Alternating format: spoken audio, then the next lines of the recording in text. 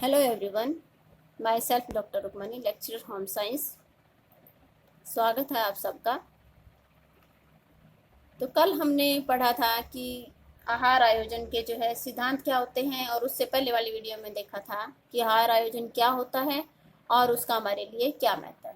आज हम पढ़ेंगे कि आहार आयोजन के विभिन्न चरण कौन कौन से हैं, कौन कौन से स्टेप्स हैं मील प्लानिंग के, और आहार आयोजन को प्रभावित करने वाले कौन कौन से तत्व हैं जो हमारी मील प्लानिंग को इफेक्ट डालते हैं। ऐसे कौन कौन से तत्व हैं। तो सबसे पहले देखते हैं कि आहार आयोजन के विभिन्न चरण कौन कौन से हैं। सबसे पहला है कि आहार आयोजन करते समय हमें जो है निम्नलिखित चरणों को ध्यान में रखना है। क्या है कि परिवार के सदस्यों की पौष्टिक आवश्यकताओं का ज्ञान होना चाहिए। कि गृहिणी को क्या है कि जो सभी सदस्य हैं परिवार के, उनकी पौष्टिक आवश्यकताओं का ज्ञान होना चाहिए। और कि मतलब जैसे कोई बीमार है या कोई आयु के हिसाब से, लिंग के हिसाब से, कि काम क्या करता है, व्यवसाय कैसा है उसका, तो उसके हिसाब से जो है हमारी पौष्टिक आवश्यकताएं बदल जाती है। किशोर है या कोई प्रेग्नेंट मदर है या कोई दूध पिलाने वाली है औरत है, तो उनकी जो है आवश्यकताएं जो है वो बदल जाती है। तो उनके हिसाब से जो है परिवार के सदस्यों की सभी की जो है पौष्टिक आवश्यकता है। तो सबसे पहला क्या होना चाहिए स्टेप आहार आयोजन करते समय कि हमें ये देखना है कि जो हम खाना बना रहे हैं, बनाएंगे, उसके अंदर सभी पौष्टिक तत्व विद्यमान है। क्या वो हमारे घर के सभी सदस्यों की जो है पौष्टिक आवश्यकताएं पूरा करता है। तो ये हमें जो है भारतीय चिकित्सा संधान समिति के द्वारा एक टेबल दी होती है, उससे हमें आसानी से इसकी व्यवस्था कर सकते हैं।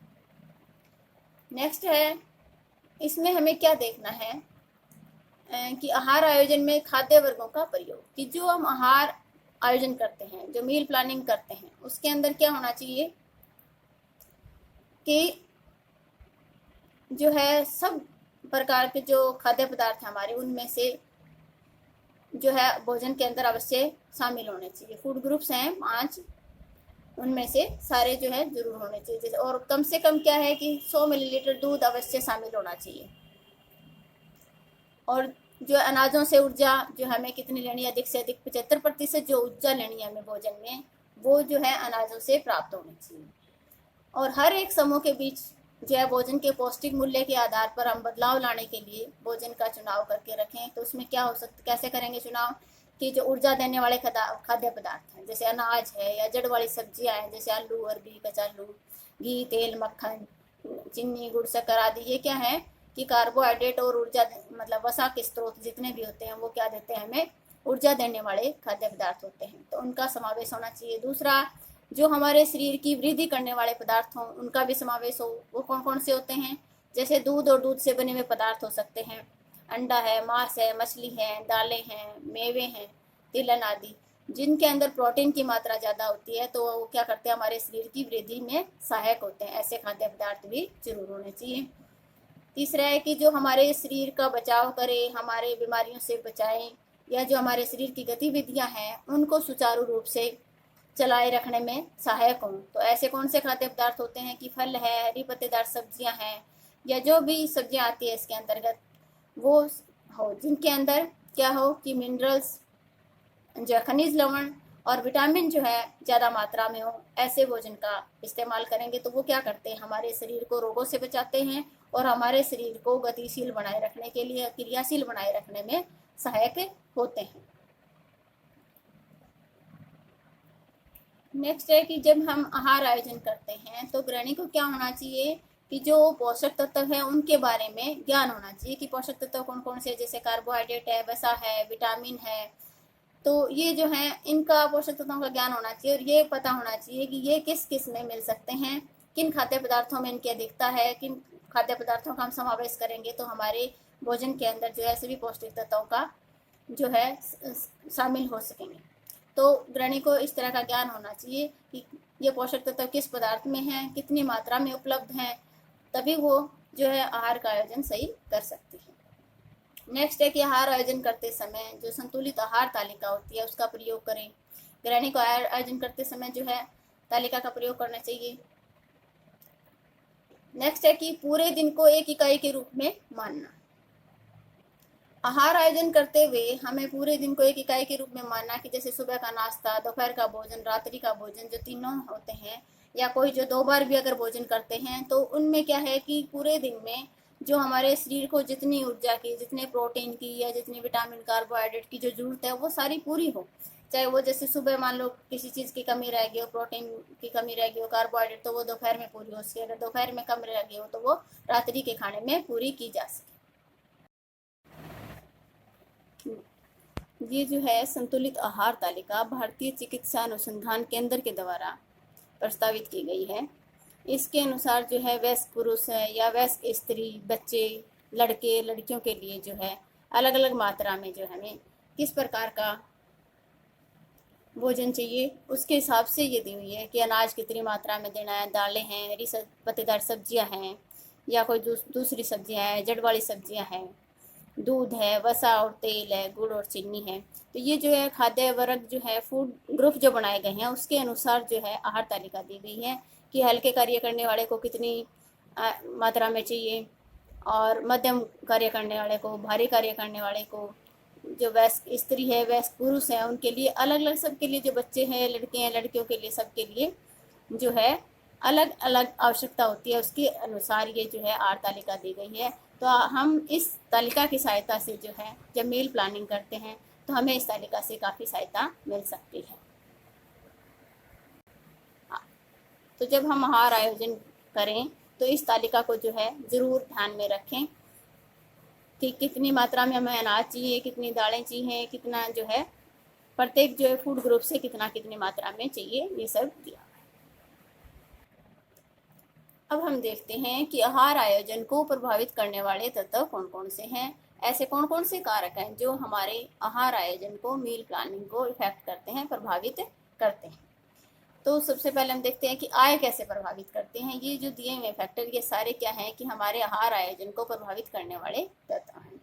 आय, जो परिवार की आय होती है, आहार आयोजन में परिवार की आय का अत्यंत महत्वपूर्ण जो है स्थान होता है। यदि परिवार की आय अधिक है तो आहार आयोजन करना सरल हो जाता है, परंतु यदि आय कम है तो आहार आयोजन करना थोड़ा सा कठिन होता है, क्योंकि ऐसे परिवार के लिए कम से कम खर्चे में पौष्टिक और स्वादिष्ट भोजन उपलब्ध करवाना जो है पड़ता है। निम्न आय वर्ग अपनी आय को अधिक महंगी खाद्य वस्तुओं पर खर्च नहीं कर सकता, इसलिए उसे सस्ते और पौष्टिक जो है भोजन की आवश्यकता होती है। अतः निम्न आय वर्ग के लोगों को सस्ते और पौष्टिक भोजन की आवश्यकता को पूरा करने के लिए अपने भोजन में जैसे पौष्टिक रोटी है, मौसमी सब्जी है, लस्सी, अचार, चटनी आदि का प्रयोग कर सकते हैं। जबकि जो उच्च आय वर्ग के जो लोग हैं वो जो है महंगी वस्तुएं जैसे ड्राई फ्रूट्स हैं, महंगे फ्रूट्स हैं, वो मतलब शामिल कर सकते हैं, महंगी सब्जियां शामिल कर सकते हैं। तो इस तरह से जो आय है हमारे आहार आयोजन को प्रभावित करती है। नेक्स्ट है आयु एवं शारीरिक स्थिति। वो कैसे प्रभावित करते हैं देखते हैं कि जो मनुष्य की पोषक तत्वों की दैनिक आवश्यकताएं होती हैं उसकी जो आयु पर निर्भर करती है। कि जैसे छोटा शिशु होता है तो उसको माँ के दूध की आवश्यकता होती है, और जो बढ़ता हुआ शिशु होता है जिसको ग्रोथ होती है उसको अधिक प्रोटीन, विटामिन, खनिज लवणों की आवश्यकता होती है। और जो गर्भवती स्त्री होती है उसको जो है अधिक पत्तेदार सब्जियां, प्रोटीन युक्त जो भोजन होता है उनकी आवश्यकता होती है, क्योंकि उसको अपने पोषण के लिए और जो गर्भ में पल रहा है बच्चा उसके लिए भी उसकी आवश्यकताएं भी पूरी करनी होती हैं। जो नौजवान लड़कियां हैं या लड़के हैं उनके आहार में जो है लोहे की मात्रा अधिक होनी चाहिए। लड़कियों में जैसे माहवारी होती है तो उसमें जो है उनकी रक्त की स्थिति जो होती है उसको पूरा करने के लिए आयरन युक्त भोजन की आवश्यकता होती है। जो बड़े बूढ़े होते हैं उनको ऐसा भोजन चाहिए जो हल्का हो, सुपाच्य हो। इस प्रकार जो परिवार के भिन्न भिन्न आयु वर्ग के जो सदस्य होते हैं उनके लिए भिन्न भिन्न पोषक तत्वों से युक्त जो है आहार की आवश्यकता होती है, और उनको ध्यान में रख के ही हमें आहार आयोजन करना चाहिए। नेक्स्ट है लिंग, कि एक ही आयु के जो स्त्री और पुरुष की जो है पौष्टिक आवश्यकताएं जो भिन्न भिन्न होती हैं। इनके अतिरिक्त जैसे लड़के हैं या लड़कियां हैं उनकी पसंद भी भिन्न भिन्न होती है। लड़कियां जो है अधिकतर जैसे जो वयस्क बच्चे होते हैं वो ज़्यादातर क्या अचार, इमली या खट्टी चीज़ें जो है पसंद करते हैं। और लड़के जो हैं इनको कम पसंद करते हैं। इस प्रकार दो परिवार मतलब दो अलग अलग अगर परिवार हैं, उनके सदस्यों की संख्या तथा आयु अगर एक समान है, फिर भी अगर लिंग भिन्न भिन्न है तो आहार आयोजन भी जो है अलग अलग होगा। नेक्स्ट है परिवार में जो सदस्यों की संख्या वो भी हमारे आहार आयोजन को प्रभावित करती है। यदि परिवार में सदस्यों की संख्या कम होगी तो अधिक मात्रा में भोजन प्राप्त हो सकेगा, और अगर यदि परिवार में जो सदस्यों की संख्या ज़्यादा है तो कम मात्रा में भोजन प्राप्त होगा। निम्न आय वर्ग के लिए जो है सदस्यों की संख्या का आहार आयोजन में बहुत महत्व होता है। इस वर्ग की आय तो सीमित होती है और सदस्यों की संख्या अगर ज़्यादा है तो उन्हें अपनी आय जो है ऐसे खाद्य पदार्थों पर व्यय करनी पड़ती है जो सस्ते भी हों और पौष्टिक भी हो, ताकि परिवार के सभी सदस्यों का पेट भर सके। नेक्स्ट है पारिवारिक जो रीति रिवाज है और संस्कृति है वो भी हमारे जो है भोजन संबंधी आदतें होती है उसको प्रभावित करती है। कि भोजन संबंधी जो आदतें हर धर्म में अलग अलग है, हर एक के रीति रिवाज अलग अलग है, हर एक की संस्कृति अलग है, उसके हिसाब से हम भोजन जो है बनाते हैं। कोई मांसाहारी भोजन को पसंद करता है, कोई शाकाहारी भोजन को पसंद करता है। तो इस तरह से जो हमारे आहार आयोजन को ये चीजें जो है प्रभावित करती हैं। जैसे जो मुसलमान होते हैं सूअर का मीट नहीं खाते, और हिंदू जो है गाय का मांस नहीं खाते, अगर वो मांसाहारी हैं तो भी जो है हिंदू लोग गाय का मांस नहीं खाते। बंगाल में जो विधवाएं होती हैं उनको मछली नहीं दी जाती। तो हर संप्रदाय में विभिन्न रीति रिवाज होते हैं और आहार आयोजन करते समय इन्हें हमें क्या करना चाहिए, ध्यान में रखना चाहिए। जैसे कुछ परिवार क्या है शाकाहारी होते हैं, फिर भी वो क्या है कि लहसुन प्याज का प्रयोग नहीं करते अपने खाने में। तो उनको देख के भी जो है हम खाना बनाते टाइम जो आहार आयोजन करते टाइम जो है इन ध्यान में रखना चाहिए। नेक्स्ट है पोषण संबंधी ज्ञान। कि आपके पास जो है भोजन अच्छी मात्रा में उपलब्ध है, लेकिन आपको अगर ज्ञान नहीं है कि किसके अंदर जो है पौष्टिक दृष्टि से जो है वो भोजन जो कौन सा अच्छा होगा, किस भोजन को हम किस टाइम प्रयोग करें, कैसे प्रयोग करें, उसको बनाने संबंधी ज्ञान है, या जो पोषण की कैसे बनाएं, कैसे इसको मतलब परोसें, या किस तरह से बच्चों को दें, किस टाइम दें, ताकि उनकी जो है न्यूट्रिशनल वैल्यू जो है पोषण संबंधी जो आवश्यकताएं हमारी पूरी हो सके। तो इस चीज़ का अगर ज्ञान है तो वो भी मतलब एक कम समय में कम खर्चे में जो है भोजन का प्रबंध कर सकती है। और एक स्त्री है जिसको भोजन मतलब पोषण संबंधी ज्ञान नहीं है, तो वो मतलब अगर उसके पास पूर्ण मात्रा में उपलब्ध भोज्य सामग्री है फिर भी वो अच्छा खाना नहीं बना सकती। तो ये चीज जो पोषण संबंधी ज्ञान है वो भी एक महत्वपूर्ण कारक होता है। नेक्स्ट है व्यवसाय। परिवार के सदस्यों का व्यवसाय जो है वो भी आहार को प्रभावित करता है। कि जिस परिवार के सदस्य जो है ज़्यादा शारीरिक श्रम करने वाले हैं, ज़्यादा काम करने वाले हैं, जो खेतों का काम करते हैं या ज़्यादा मेहनत वाला काम करते हैं, उनके लिए जो है अधिक कार्बोज और वसा युक्त भोजन की ज़्यादा आवश्यकता होती है। लेकिन जिस परिवार में मतलब लोग जो है जैसे मानसिक श्रम ज़्यादा करते हैं, जैसे कोई डॉक्टर है, कोई वकील है, कोई बच्चे हैं, विद्यार्थी हैं, अध्यापक हैं, तो उनको जो है प्रोटीन खनिज लवण वाले भोजन की ज़्यादा आवश्यकता होती है बजाय कि कार्बोहाइड्रेट और वसा जिसके अंदर हो। इस प्रकार परिवार के व्यवसाय का जो है आहार आयोजन पे प्रभाव पड़ता है। नेक्स्ट है भोज्य पदार्थों की उपलब्धता। कि परिवार के आहार आयोजन पर खाद्य पदार्थ की उपलब्धता का भी प्रभाव पड़ता है। कि जो खाद्य पदार्थ आसानी से उपलब्ध हो जाते हैं उन्हें हमें आहार में शामिल करना चाहिए। जैसे उदाहरण के लिए कि दोपहर के भोजन में गृहिणी को मटर पनीर की सब्जी बनाना चाहती है, लेकिन जो है कि मटर जो बाजार में उपलब्ध ना होने से जो है उसको क्या करना पड़ता है, कई बार उसने पहले योजना तो बना ली कि आज दोपहर में हम ये बनाएंगे शाम को, लेकिन किसी कारण से वो चीज़ नहीं आ पाती घर में, तो हमें क्या करना पड़ता है, उसमें चेंज करना पड़ता है। तो हमें और दूसरा है कि मौसम के हिसाब से ही जो है हमें अपने भोजन का आयोजन करना चाहिए, ताकि वो क्या है सस्ता भी हो और पौष्टिक भी हो। दूसरा है सदस्यों की पसंद को ध्यान में रखते हुए।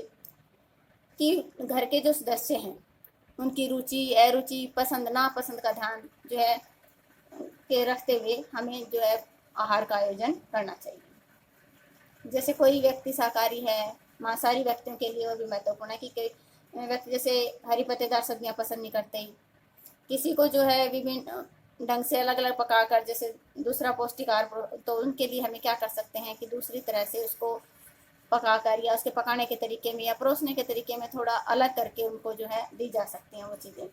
कई बच्चे जो है दूध पीना पसंद नहीं करते सीधा, तो उन बच्चों को क्या है किसी दूसरी चीज़ की मिलावट करके उनके अंदर उनको कोल्ड ड्रिंक्स बनाकर या जो है कोल्ड कॉफ़ी दे दी या उसके अंदर बोनविटा वगैरह या कोई शेक बना दिया उनको, तो इस तरह से उनको दूध पिलाया जा सकता है। कोई पुडिंग दी जा सकती है उनको, या दूध या पनीर दिया जा सकता है, जिससे उसकी जो दूध की रिक्वायरमेंट है वो पूरी हो जाए।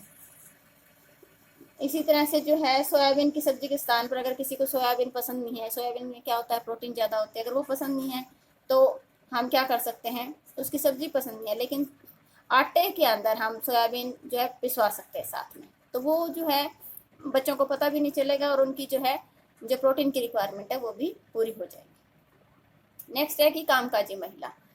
तो जो कामकाजी स्त्रियां होती हैं उनके पास जो है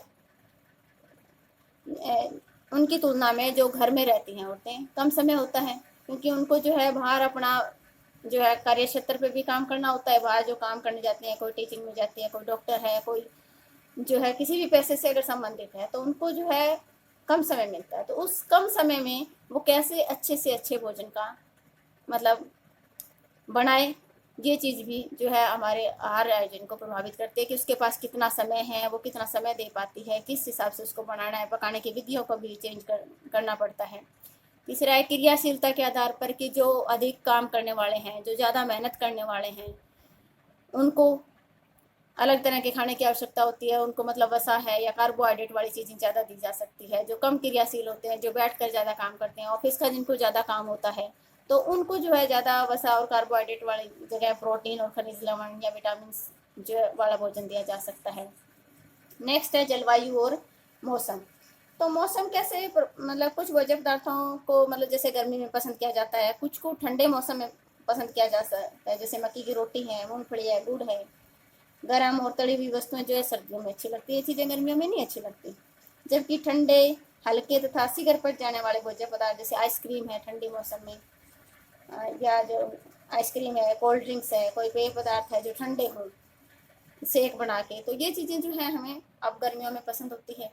तो इस तरह से जो है सर्दी गर्मी का जो मौसम है या जो जलवायु है, गर्म जलवायु है या जो है कहीं की जो है ठंडा मौसम है, तो वो चीज़ें भी हमारे आहार आयोजन को प्रभावित करती है।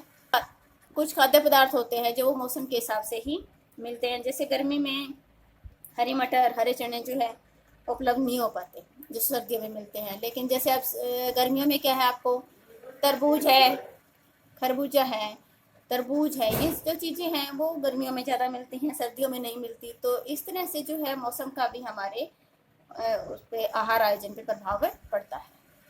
तो ये जो सारे कारक हैं वो हमारे आहार आयोजन को प्रभावित करते हैं। अगर आपको ये टॉपिक पसंद आया हो तो please like, share and subscribe ज़रूर करें। धन्यवाद।